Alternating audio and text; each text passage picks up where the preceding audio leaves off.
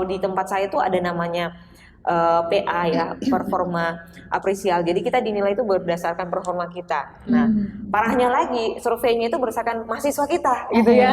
Jadi baiklah kepada mahasiswa. Jadi 100% penilaian itu nasibnya saya.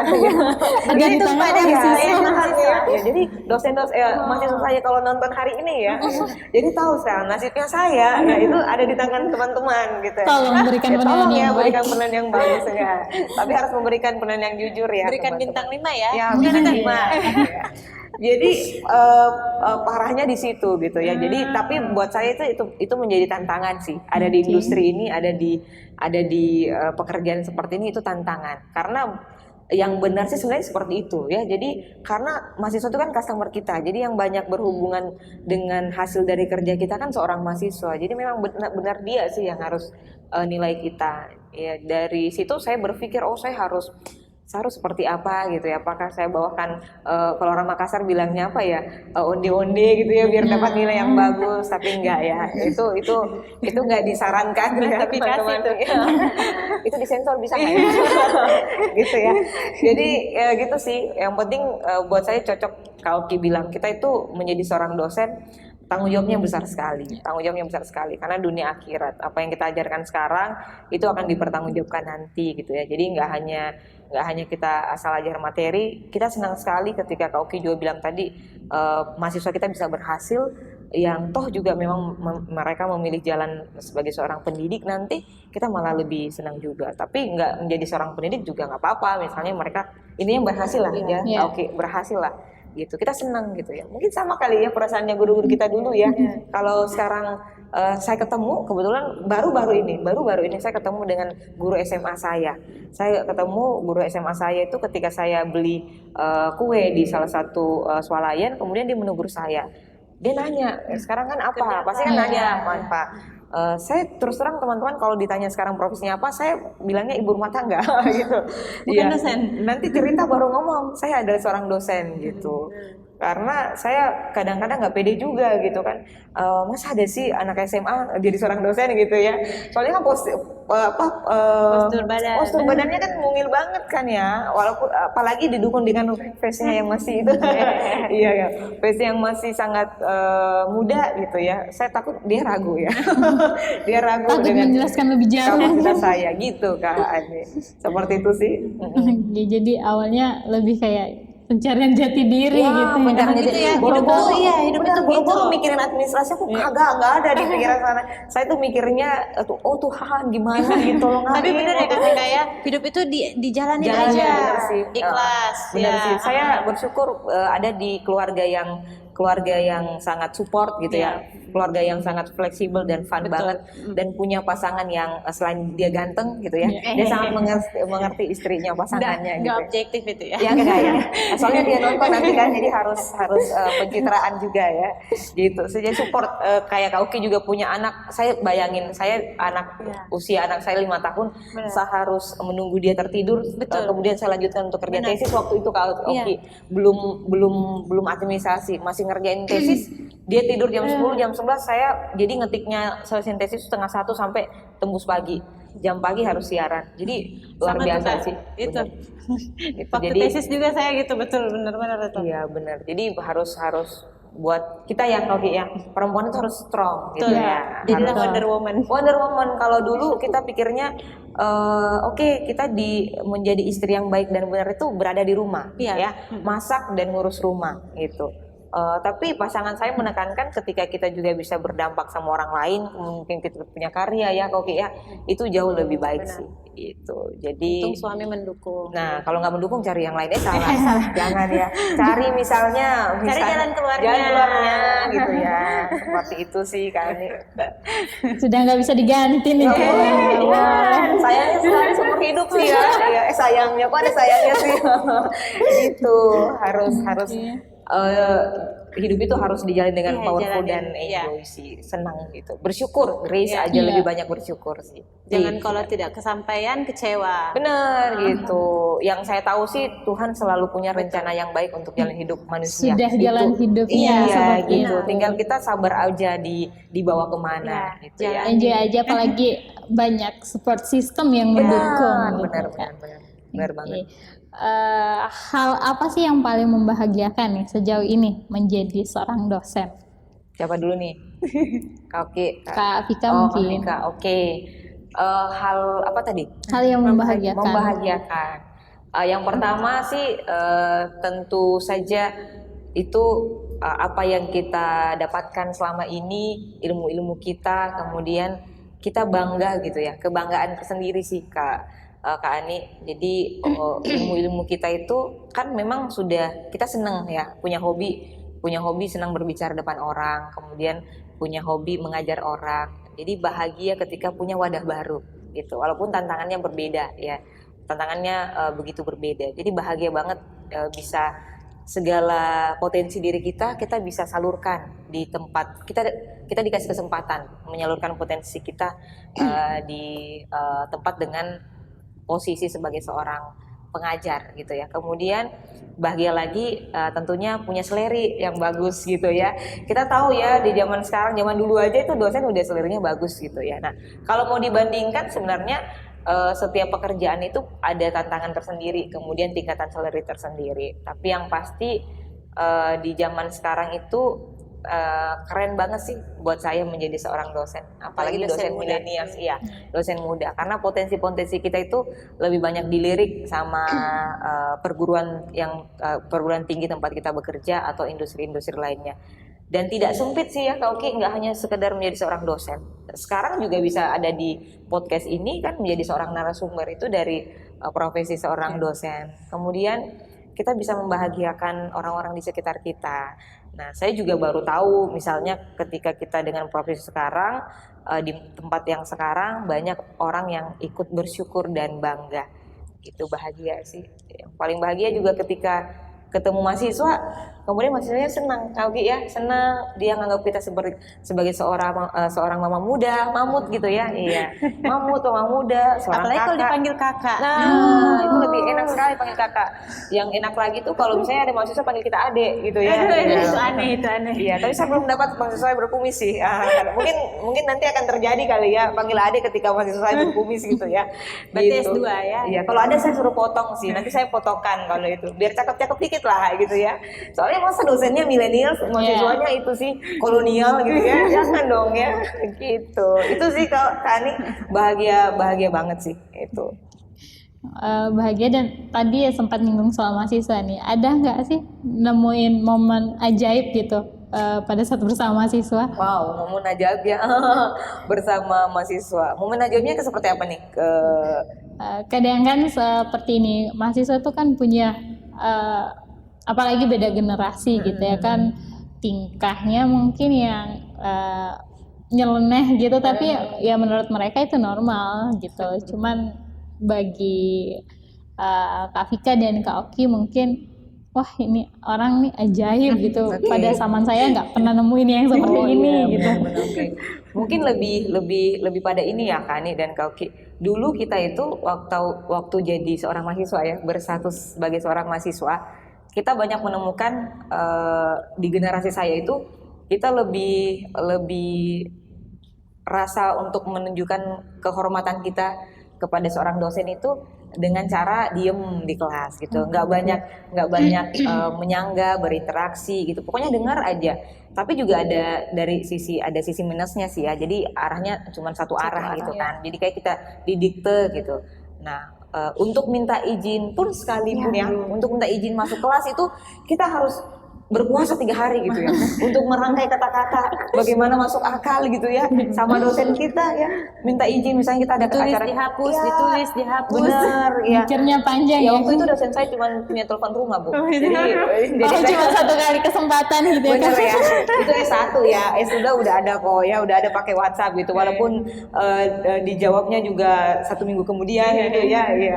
Kan rata-rata prof itu kan agak sibuk gitu gitu. ya, sibuk. Nah, untuk rasa kita ke dosen itu lebih banyak apa ya, menganggap dosen itu mungkin konotasinya formal gitu ya. Nah, kalau anak-anak sekarang itu takjubnya ya, sakit perut aja gitu ya.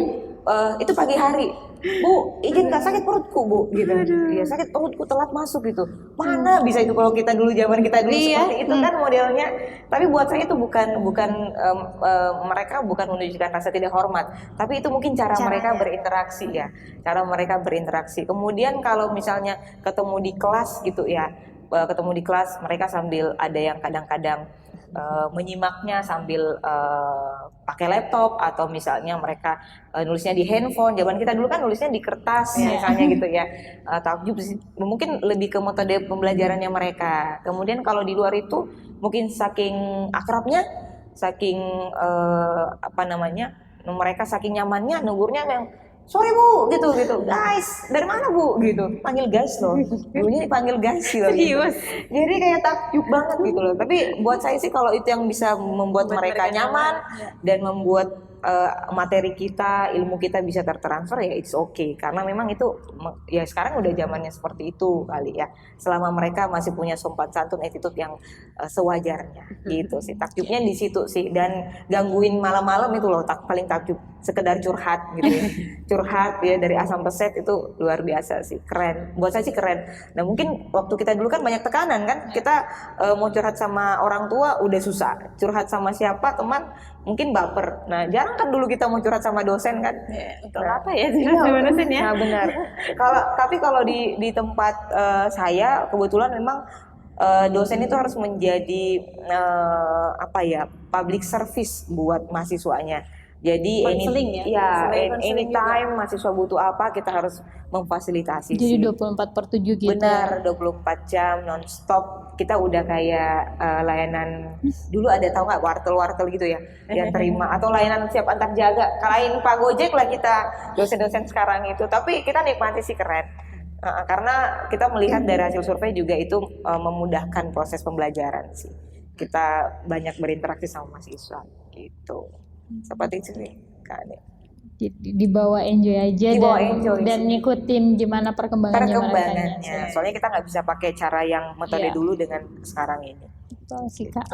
Biasanya berbeda ya. Benar. Ya. Kalau Kak Oke sendiri gimana? Hal apa yang paling membahagiakan gitu saat menjadi dosen, dan momen terajaib apa gitu yang ditemukan di mahasiswa? Kalau momen kalau kebahagiaan menjadi seorang dosen ya pasti karena akhirnya punya banyak anak mahasiswa ya. Jadi dulu ibu saya itu ya, cerita dari ibu saya kenapa sebenarnya saya mau juga jadi dosen. Jadi di rumah mama saya itu, di rumah ibu saya itu selalu ada mahasiswa, minimal 10 orang. Tinggal di situ. Jadi dulu waktu SMA saya diantarin sama mahasiswa, terus yang antar-antar sama yang teman ngobrol mamaku tuh ya mahasiswa, teman diskusi. Itu saya pengen kayak gitu, pengen punya teman banyak. Jadi bahagianya ya akhirnya saya punya teman banyak, teman mahasiswa. Terus bahagianya juga ya akhirnya saya bisa mentransfer ya, bisa memberikan ilmu saya, bisa mentransfer ilmu saya kepada mereka. Akhirnya mereka bisa menjadi mungkin nanti bisa menjadi pendidik juga, dan bisa menjadi orang yang berhasil seperti tadi ya. Bisa menjadi orang berhasil itu adalah salah satu pasti kebahagiaan. Seperti misalkan ibu saya sekarang mahasiswanya yang dulu yang antar saya dulu waktu SMA, yang dibantu sama mahasiswa antar saya waktu SMA, ya ada yang jadi bupati, ya sudah ada yang jadi pejabat di mana. Jadi nggak ada jadi suami sendiri ya? Iya nggak ada. Kasihan ya udah antar jemput dulu ya. Kan masih jauh. Udah selesai mereka, terus saya masih SMA, jauh. Bahaya itu ya kalau jadi. Tapi kasihan itu, dia udah terjemput habis di solar gitu ya, bensin gitu, tapi nggak jadi memiliki. Berarti ikhlas. Ikhlas. Iya. Jadi itu kebahagiaannya ya, jadi punya banyak teman lagi ya, teman mahasiswa. Walaupun memang kita berbeda umur yang sangat jauh, tetapi sekarang perbedaan umur kan sudah tidak bisa dijadikan jembatan ya. Tidak bisa dijadikan jarak antara kita dengan mahasiswa, karena kita sekarang sudah global ya, sudah maju teknologi. Kita sudah sama-sama bisa bercerita tentang apa sih sebenarnya kesukaan mereka, apa sebenarnya kesukaan mereka ya, dan kesukaan saya sudah bisa sama lah.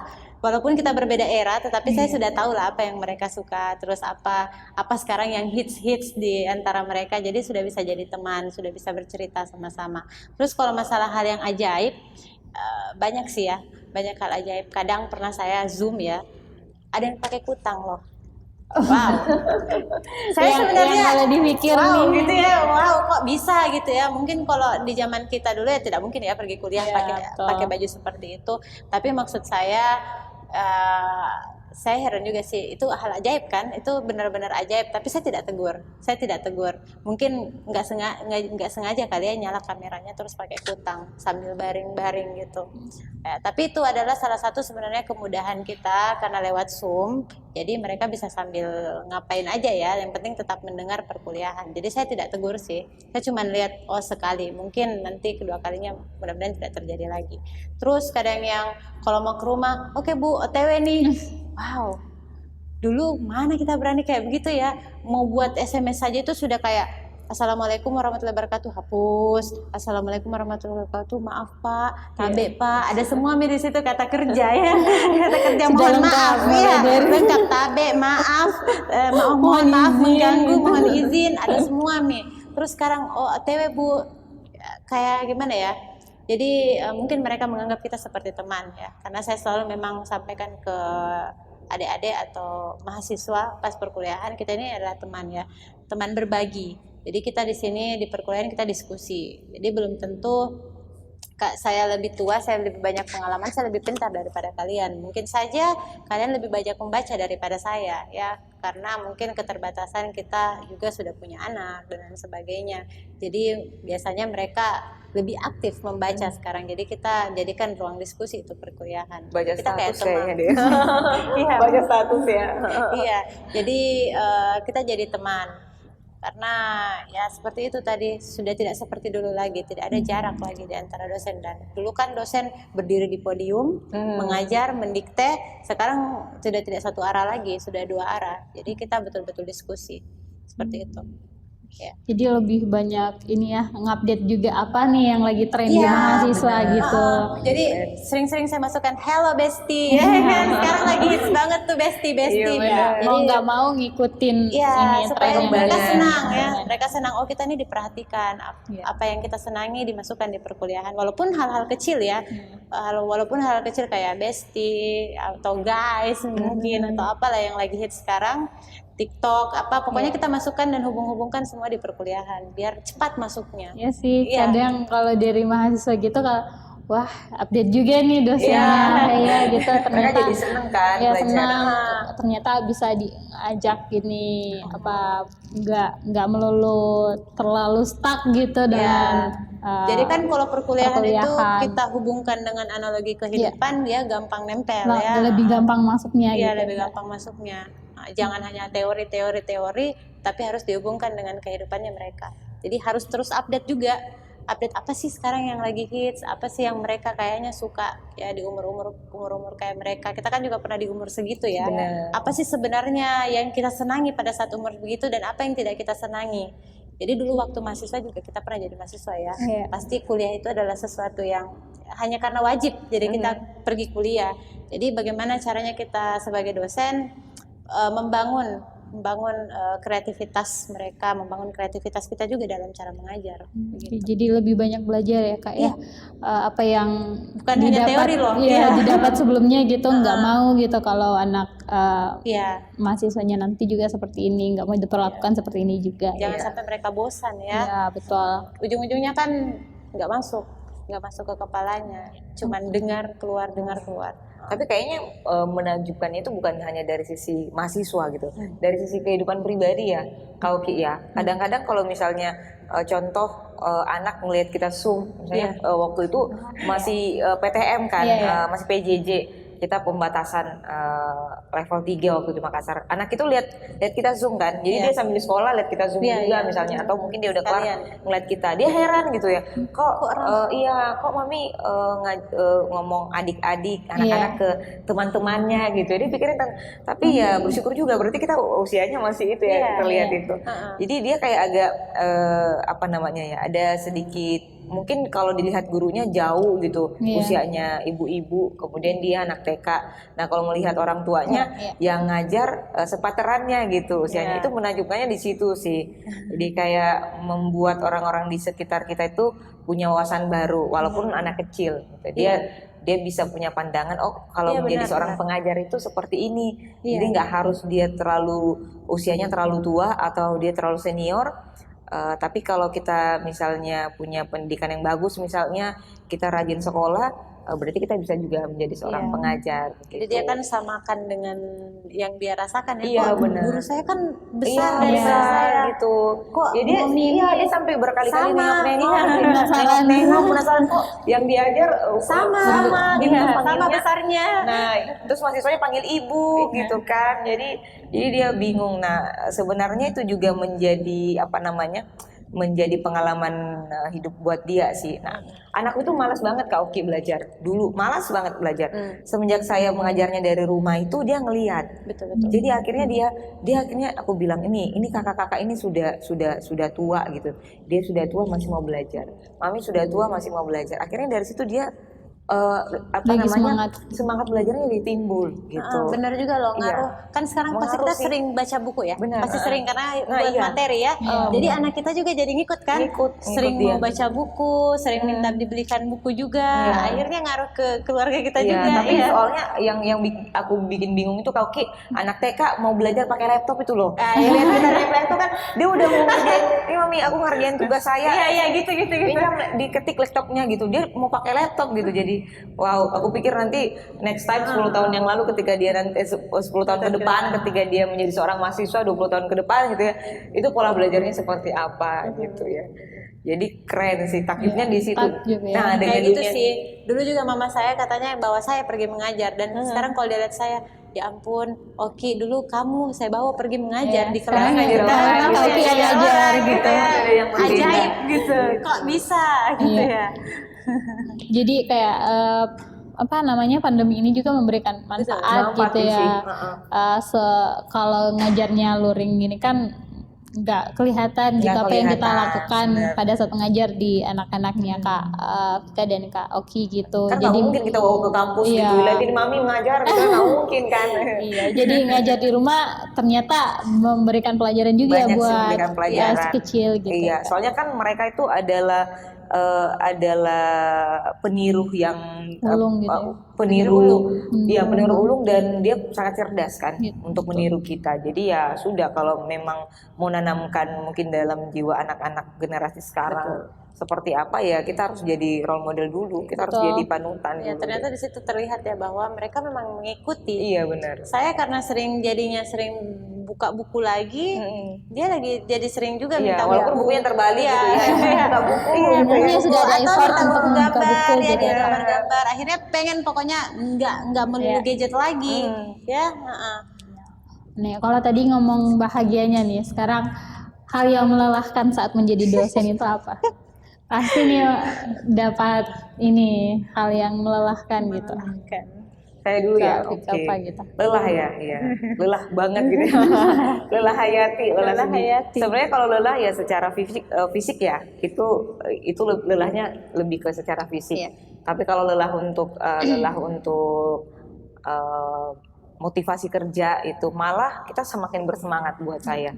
Lelahnya mungkin cuma fisik aja, karena dari pagi sampai sore ada di kampus ya, kemudian malamnya biasanya ada tambahan kegiatan, kemudian harus pulang ke rumah, waktu juga sama keluar. Kita harus bisa melepas jubah kita kan ketika kita sampai di rumah. Jadi orang rumah ya nggak mau tahu ketika kita di kantor itu sebagai seorang apa, sampai di rumah kita juga harus menjadi seorang ibu dan istri yang baik gitu. Jadi kan sampai di rumah juga masih ada kegiatan sama keluarga. Jadi secara fisik pasti lelah. Tapi kembali lagi saya tidak pernah merasakan itu terlalu dalam sih, karena mungkin menikmati ya. Mungkin orang yang melihat kita lelah ya. Orang yang melihat kita lelah kayak robot gitu 24 jam ya, tapi kita asik-asik aja sih sebenarnya, enjoy aja. Nah, sedihnya itu kadang-kadang juga kalau misalnya kita gagal gitu. Ada mahasiswa kita yang udah diajar berkali-kali, udah dikasih tahu berkali-kali, tapi juga belum ada perubahan. Sedihnya di situ sih. Kemudian kalau menemukan misalnya masalah-masalah kecil yang kadang juga kita harus punya choice gitu. Kita harus punya pilihan. Kan kalau dalam hidup itu walaupun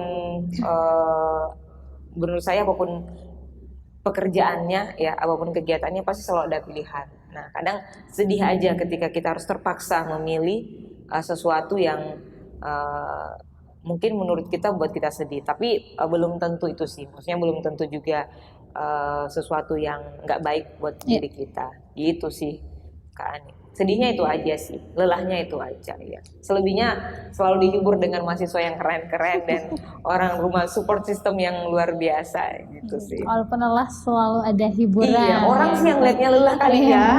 Besti mah enggak. Nggak salah lagi. Enggak gitu. Kalau Kak Oki sendiri gimana? Apa hal yang melelahkan kita?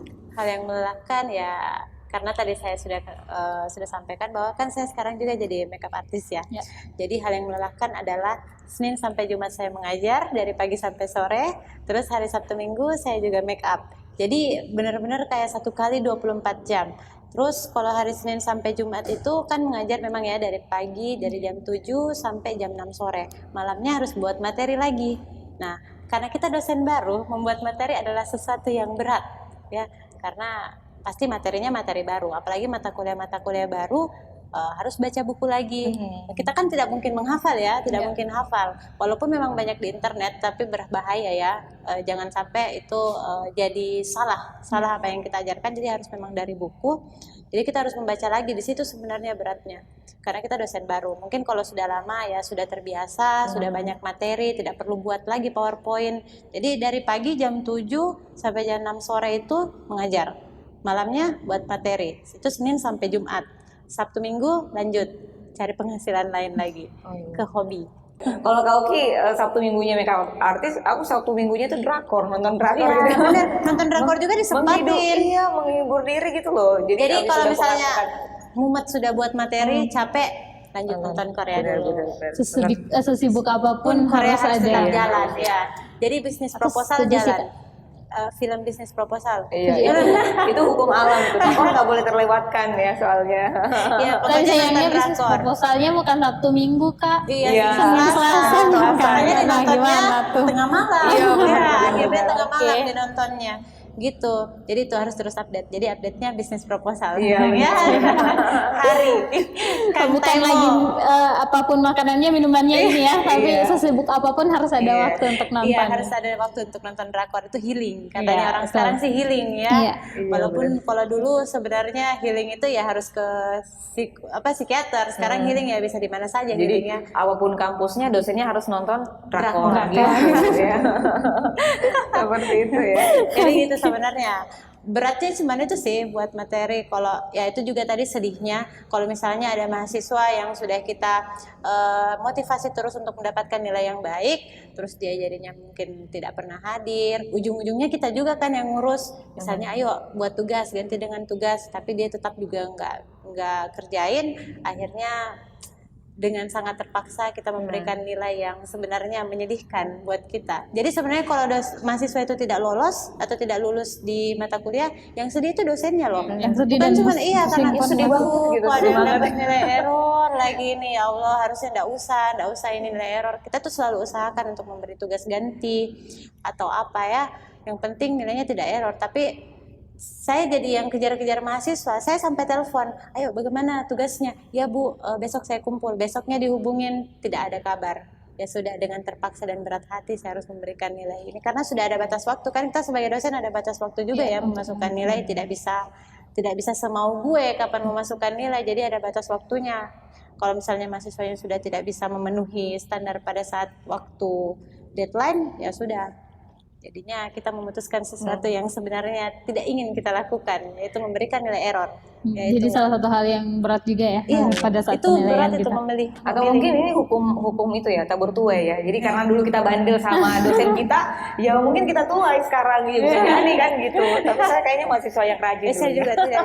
Saya bukan mahasiswa yang bandel Tapi ya. itu bisa jadi ya. Saya pernah konsul sama dosen saya juga, yang mantan dosen dulu. Ya bisa saja ya. Misalnya apa yang kita lakukan dulu, jadi kan kita ngerti ya. Sesusah ini ternyata menjadi seorang pendidik dosen. Ya makanya dulu mungkin dosen kita kadang naik tanduk gitu ya. Iya, iya. Ya karena seperti ini perasaannya gitu ya. Tapi nggak apa-apa lah. Tapi apa jadi itu udah nasi udah jadi bubur ya. Dia udah terlanjur naik hitam gitu ya. Jadi sekarang PR-nya ya kita harus belajar dari pendidik-pendidik kita dulu gitu ya. Diambil positifnya gitu. Oke, jadi ngomongin ini nih jadi dosen gitu. Sekarang sudah ketemu nggak sih Kak kira-kira nih mau menjadi dosen yang seperti apa gitu? Ada role model kah? Kak Vika mungkin? Oh iya. Saya susah agak tertekan ruangan ini ya. tadi saya kayak kurang tertekan gitu ya. Sekarang udah agak tekanannya agak cukup itu berat. Mungkin karena kehadiran seseorang Iya, ya. kehadiran seseorang ya. Sebenarnya mau ngomong tadi ya gitu. Nah, dulu tuh ada beberapa sosok dosen yang menjadi inspirasi saya. Nah, ya, saya coba mengcombine semua itu. Jadi ada satu yang disiplin, ada satu yang lebih friendly tapi tetap disiplin, ya ada satu yang punya metode pembelajaran yang asik seru. Jadi saya coba combine semua itu sih Kak Nik. Jadi mencoba melihat sebenarnya di era sekarang ini audiens kita, mahasiswa kita yang begini modelnya seperti ini itu baiknya seperti apa kita. Nah, untuk kalau saya sih era boleh berubah ya. Era boleh berubah, zaman boleh berubah, audiens kita boleh berubah, tapi cara kita untuk mendidik juga bisa tetap digunakan dengan metode-metode yang dulu ya. Walaupun mungkin ada tools-toolsnya yang berbeda. Gitu. Jadi panutan-panutan kita dulu, dosen-dosen kita dulu juga itu banyak memberikan inspirasi. Nah, saya punya satu dosen juga ya pelayanan itu sungguh luar biasa. Nah, itu saya coba terapkan dan itu sangat susah gitu. Dan saya bangga kok bisa ya beliau-beliau ini seperti ini dulu dengan kesibukannya mereka, nggak hanya jadi seorang dosen, mereka juga seorang peneliti, narasumber di mana-mana, kemudian masih juga jadi pimpinan sebuah industri, menjadi orang yang mungkin punya jabatan di sebuah perguruan tinggi, masih bisa punya karakter seperti itu gitu. Itu coba itu sih saya bawa, tapi fashionnya ya tetap temanya dosen milenial Ya. gitu. Dosen Gitu muda aja. milenial. Oh iya, Ada dosen. mudanya ya. Oh, dosen muda milenial. Muda terus sampai. Muda terus ya, benar. Oke, karena saya mengajarnya di communication business management ya polanya banyak audiovisual sih, lebih pakai itu.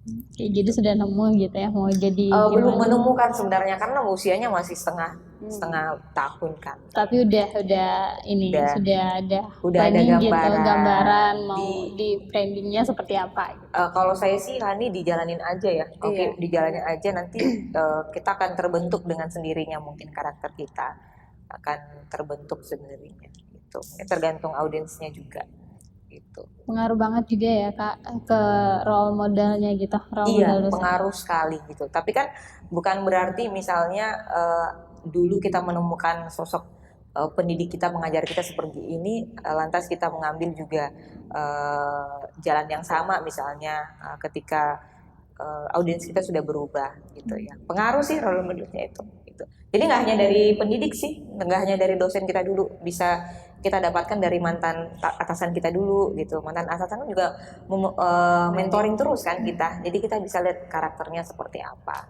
Mungkin juga ada orang-orang di sekitar kita saat ini yang menjadi partner dosen kita bisa jadikan role model juga gitu. Atau mungkin seorang YouTuber yang punya karakter yang kuat itu kan juga bisa jadi role model kita. Jadi lumayan membantu juga ya Kak, seperti Lumayan yang tadi membantu. di awal-awal masih mencari jati diri nih, mencari dosen jati ngapain diri, gitu. gitu. Jadi dengan adanya role model ya Bisa membantu terarahkan gitu, ya. gitu. Tapi ya berjalan aja. Kalau Kak Oki sendiri gimana Kak? Sama ada sih. ini. Jadi di collab dari beberapa dosen yang dulu pernah ngajar, ada yang killer ya, Ada yang berkumis, ada yang tapi nggak mungkin kita berkumis Oh ya. iya, nggak mungkin kita Iya, berkumis gitu kita kan ya. perempuan. Jadi ada yang killer ya, ada yang partisipatif juga sama mahasiswa, baik juga sama mahasiswa. Jadi sebenarnya di collab aja sih, jadi diri sendiri aja. Jadi nggak bisa ngikutin orang lain juga, walaupun itu adalah ibu kita, ibu saya kan dosen juga. Jadi saya pengen sih seperti ibu saya, tetapi beda, pasti beda zaman, beda era, beda mahasiswanya, beda zaman mahasiswanya. Ya, sekarang tuh mahasiswa udah beda sama yang kayak dulu. Jadi harus beda juga cara ngajarnya, role modelnya beda juga. Jadi seperti itu sih, be yourself aja, jadi diri sendiri, jalanin aja, ikutin gimana nanti arusnya, itu sih saya. Cukup ngikutin tren aja ya, Ya, untuk pembelajarannya gimana gitu. Gimana lah nanti caranya, yang penting ya tetap bagaimana cara kita mentransfer apa yang ada di kepala kita ke mereka. Jadi itu sih sebenarnya tanggung jawab seorang dosen ya. Oke, nah terakhir nih Kak Vika dan Udah Kak, terakhir banget nih. terakhir banget nih. Nggak semua mahasiswa kan bisa nerima gaya Kak Vika dan Kak Oki gitu, nggak bisa nerima gimana gitu. Udah siap nggak sih Kak dicap Kritik.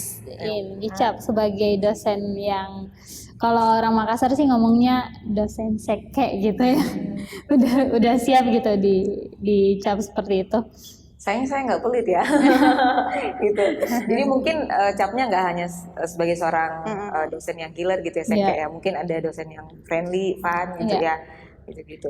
Nah kalau di tempat saya sekarang memang itu kita ada kayak core survei gitu seperti itu Dok ya. Jadi survei pengajaran.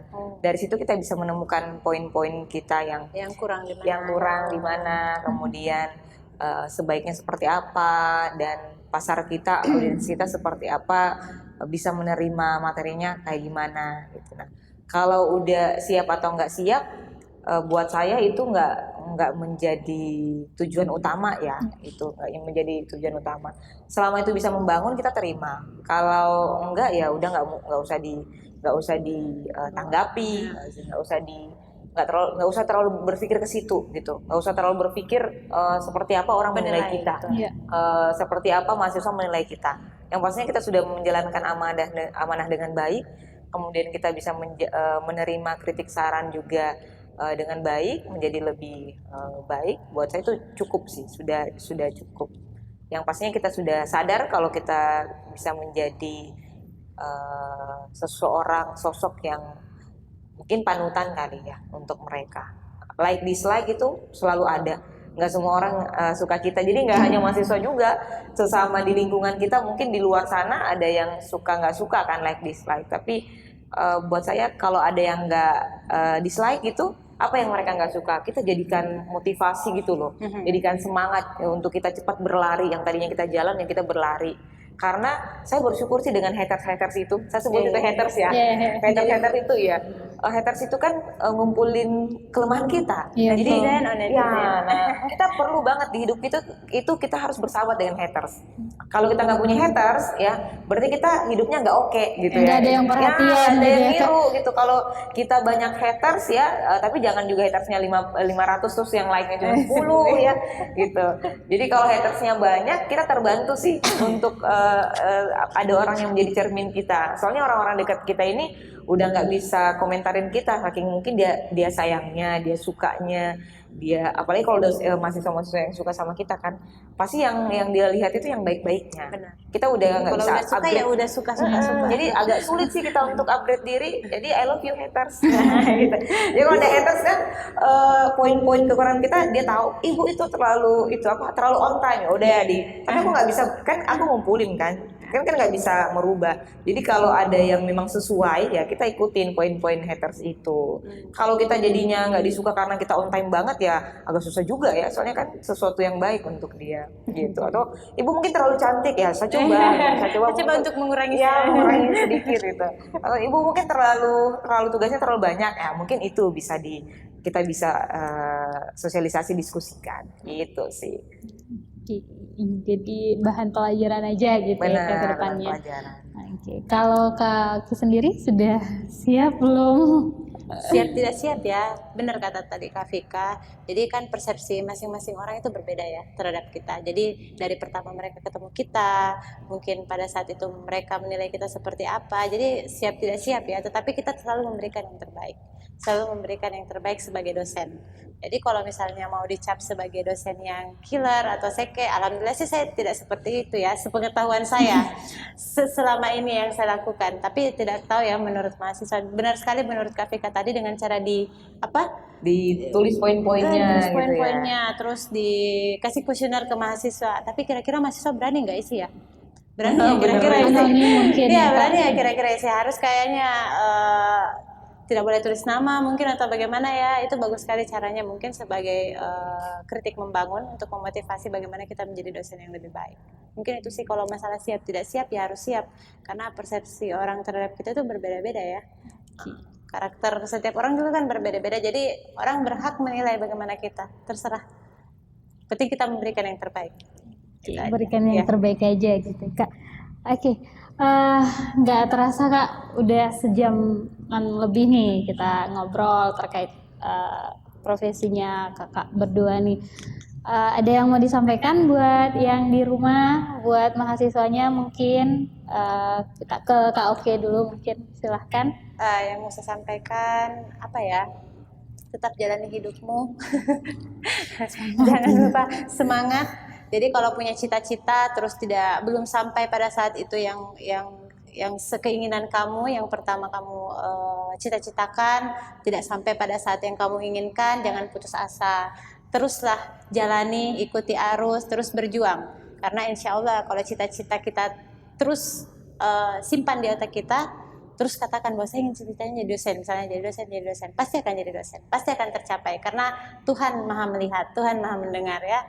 Selalu mendengar doa kita. Jadi terus berjuang, semangat sarangnya. Oke, Kak Vika silakan.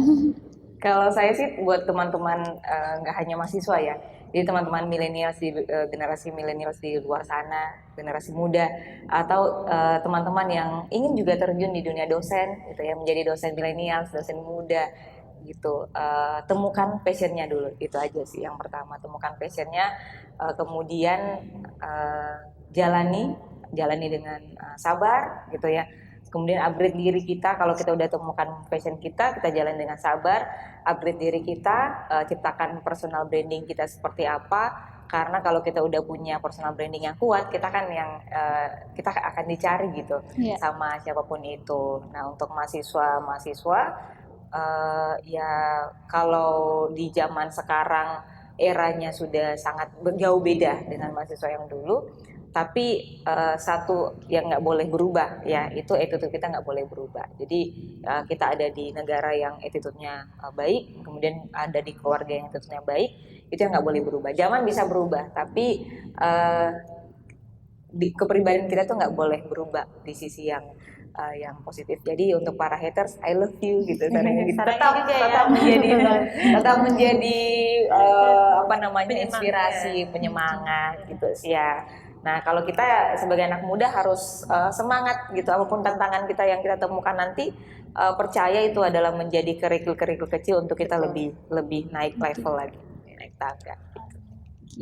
Iya, sahabat kampus Wellness. Jadi itu ya, tetap berusaha untuk upgrade diri, bukan cuma buat diri sendiri, tapi untuk orang-orang di sekitar kita gitu, belajar apa yang menjadi perkembangan zaman gitu, apa yang menjadi tren, bukan untuk diri sendiri, tapi ya kalau kita lihat dari kakak-kakak berdua ini, ya, itu yang dijadikan untuk di kelas nantinya gitu ya Kak. Oke. Wah, selasa waktunya kurang ya, udah harus selesai, padahal masih mau banyak belajar nih, mau banyak ngobrol lagi sama kakak. Tema podcast berikutnya undang kita apa ya temanya? Gitu. Seru ya, boleh dicatat kali ini Kak. Oke, sekali lagi terima kasih Kak Vika, Kak Oki sudah mau berbagi cerita dan pengalamannya untuk sahabat kampus Wellness. Dan untuk sahabat Kampus Wellness, silahkan terus mengupdate kegiatan Kampus Wellness Podcast di Instagram @ttvip @tpvip_UNM_AFC, dan jangan lupa untuk like, komen, dan subscribe di YouTube channel TPVIP UNM, dan sampai jumpa di Kampus Playlist Podcast berikutnya. Dah.